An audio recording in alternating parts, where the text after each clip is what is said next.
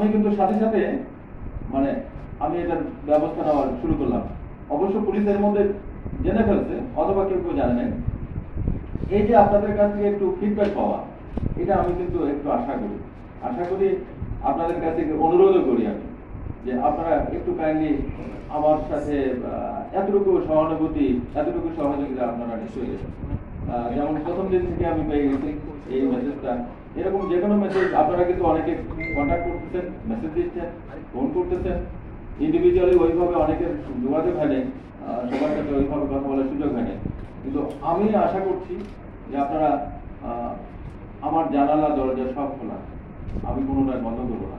আপনাদের সাথে আমার মিশতে, কথা বলতে এতটুকু আমার খারাপ লাগার কিছু নাই, সাইলেন্সের কিছু নাই। পুলিশের ব্যাপারে আপনারা সর্বশেষ 5ই আগস্টের পট পরিবর্তনের পরে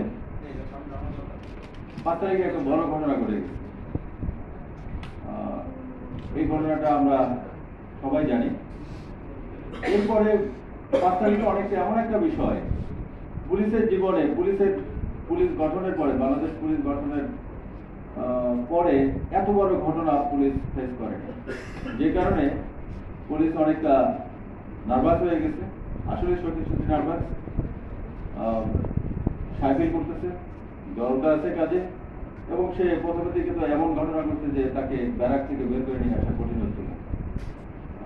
তো সেখান থেকে ট্রাফিক ডিভিশন কিন্তু প্রথমে কাজ শুরু করলো টুকটুক করে। এরপরে কিন্তু মোটামুটি উন্নতি আছে, এরপরেও কিন্তু জড়তা আছে। সেই জড়তাগুলো আমি চেষ্টা করছি এখানে আসার পরে, গত 7 তারিখে আমি আসলাম, 8 তারিখ থেকে গভর্নমেন্ট করছি। এরপর থেকে আমি আমার লেভেলে চেষ্টা করছি কিভাবে পুলিশকে আরো বেশি অ্যাক্টিভ করা যায়, এবং সত্যি যে অ্যাক্টিভনেস আমার আইন শৃঙ্খলা এবং নিরাপত্তার ক্ষেত্রে সত্যি দরকার, সেই লেভেলের মানে অপটিমাম লেভেলের অ্যাক্টিভনেস আনা দরকার, কিন্তু সেটা সময় লাগছে।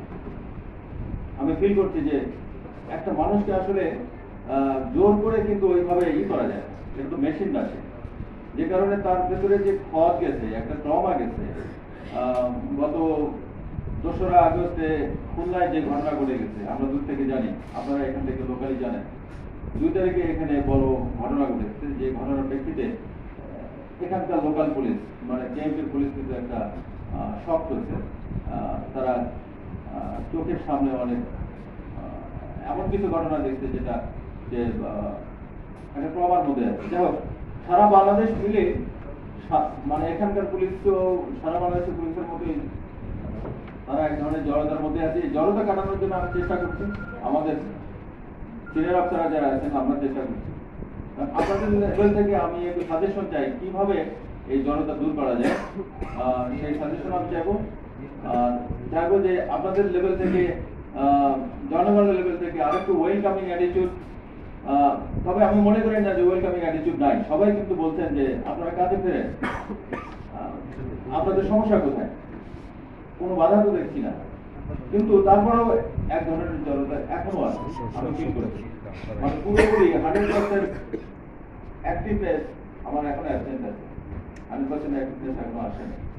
আপনাদের সাথে আবার কথা হবে, হয়তো এটা শেষ দিন না, বারবার ইন্ডিভিজুয়ালি কথা হবে, ছোট ছোট গ্রুপে কথা হতে পারে। আপনাদের সাথে আজকে পরিচয় হলো, আপনাদের কাছ থেকে আমি একটু শুনতে চাই।